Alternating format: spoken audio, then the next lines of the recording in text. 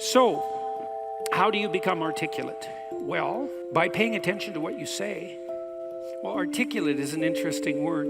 Speech is a form of articulation in that manner because the act of speech itself is extremely complicated.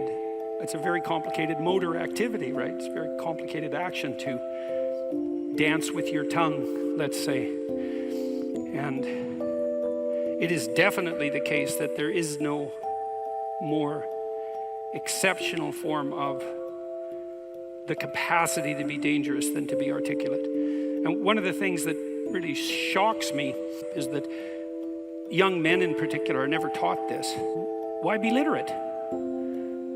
Well, do you want to be competent and dangerous, or do you want to be vague and useless? Because those are your options, and I don't care what your job is. It doesn't matter what you end up doing. You know, if you're a plumber and you're articulate, you can negotiate with your clients, you can introduce your coworkers, you can make a case for your employees, you can advertise your services, you can think through your problems. You're firing on all cylinders. You know, our whole culture is based on the idea of the supremacy of the word. Our whole culture is based on the idea that it is the word itself that extracts habitable order from chaos and possibility. And the reason our culture is predicated on that is because it's a deep truth. And to the degree that our culture actually embodies that, it works. So it's a great thing to be articulate. And it would be so lovely if our educators were wise enough to communicate this appropriately to young men who are striving forward, and to let them know in no uncertain terms that if they want to make themselves into forces to be contended with, that there's no surer route to that than an exceptional poetic literacy. Now, it's not like young people don't have an intuition of this. There are reasons they admire rap musicians, for example, who are often extraordinarily articulate in their performance and their capacity for spontaneous poetic utterance. And certainly the greatest people I've met, including great warriors, you might say, are great in no small part because they're articulate. I know a special operations soldier, Jocko Willink. Some of you might know about Jocko. He's about 4 feet wide and about 3 feet thick, and he's one tough son of a bitch. I'll tell you, you don't want to mess with him, and he knows perfectly well and is very capable of articulating the fact that his success as an eminent warrior is in no small part dependent on his ability to communicate. Because he could communicate well, he could listen to the men who were under his command. Because he was articulate, he could explain to his superiors the situation on the ground. Because he was articulate, he could make a case that the men under his command who were deserving would be promoted. Because he could think in an articulate manner, he could plan strategically and not lose battles. Okay, so that's the case for being articulate. And what's the alternative? You want to be inarticulate? You want to say ah and like and pause and stumble and be unable to formulate a strategy, be unable to elucidate a vision, be unable to compel and convince other people, to entice them with your articulated vision of what might be. You want the opposite of that? Why would you want that? You would choose awkwardness over grace? It's preposterous. It's beyond foolish. And I cannot understand for the life of me why this case isn't made in a compelling manner, particularly to young men. And I know it's not being articulated to young men because they're dropping out of the educational realm in droves. And it's unbelievably sad. So, how do you become articulate? Well, by paying attention to what you say. That's a good start. And what do I mean by that? I mean, pay attention to what you say. So think of this as an analogy.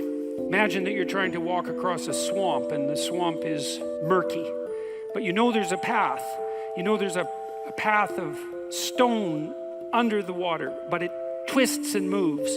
And if you stay on the path, you won't drown. The crocodiles in the swamp won't devour you. And as you walk forward, you can feel with your next step where the stone might be. And then you feel it's solid, then you take that step, and then you do the same thing with your foot again. You search and you find out what's solid and you step on it and you move forward in that manner. That's what you do with your words. It's the same thing. You feel and you feel, is this the right word? Is the fact that I'm uttering it putting me together and making me intact and stronger, or is it tearing me apart and making me dissolute and weak? And you can learn to do that. I learned this in part from reading Carl Rogers, who's a great clinician, and Rogers believed that the integration of language and action was a necessary precondition for operation as an effective clinician, that you had to align what you said with who you were, and that one of the things that your clients would be evaluating you for was that capability.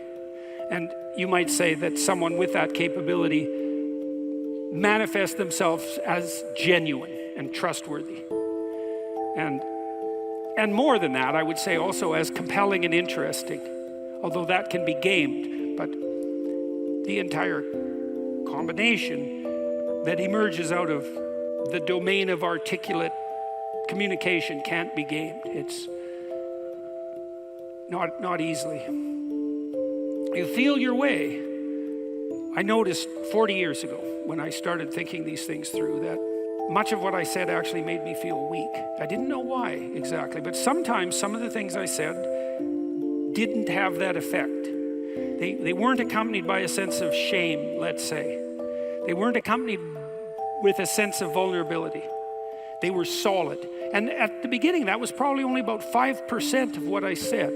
The rest of it was instrumental. You know, it was language I was using to get my way. There was an arrogance in my use of language that had to do with the desire to attain proximal victories, right?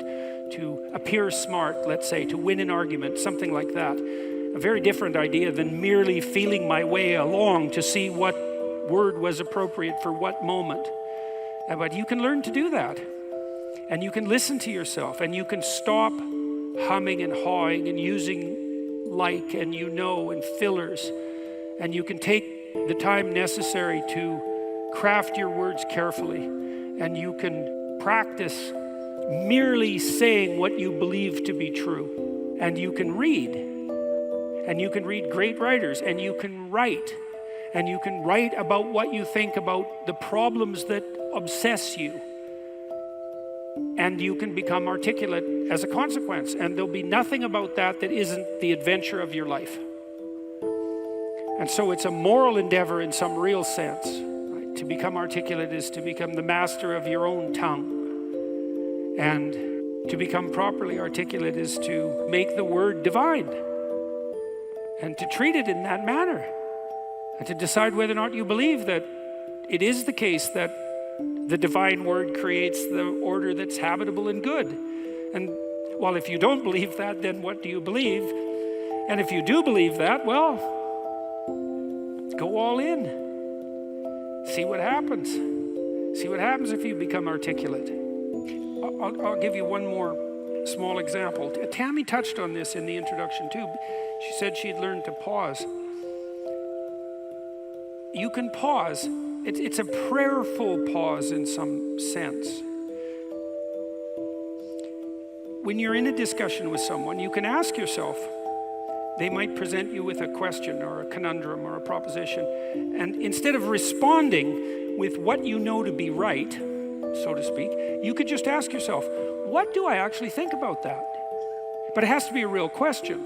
It has to be the kind of question that you'd pose to someone you didn't know. It has to be a question predicated on the idea that you might not know who you are and that you could ask. And so someone will present you with a question, you think, okay, what do I think about that? But you have to want to know the answer, and then the answer will make itself known, because that's how thought works, and then you can just communicate that answer. And if you do that, you'll be interesting right away. You'll be interesting to the person that you're talking to. And if they do that to you, they'll be interesting too. And then if you both do that, you'll have an interesting conversation. And if you have an interesting conversation, you'll both grow as a consequence. And that's actually the pathway to growth. And you just wait. You can wait. You can open yourself up to the possibility that what needs to be said will make itself manifest, if that's what you are striving for, if that's what you're asking for. And then you can merely communicate that. You have to abandon instrumentality to do that. So one of the reasons Joe Rogan is so successful, by the way, is that that's what Joe does. He just asks questions. He isn't trying to get something from his guests. He's not trying to become more famous. He doesn't need any more money. There's no instrumental utilization of language in his discourse.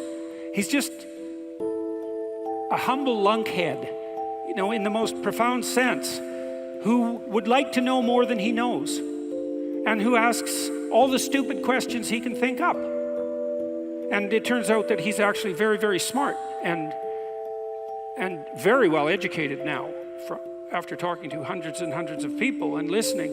And so the stupid questions he asks aren't stupid, and they're questions that are shared by virtually everyone who's listening.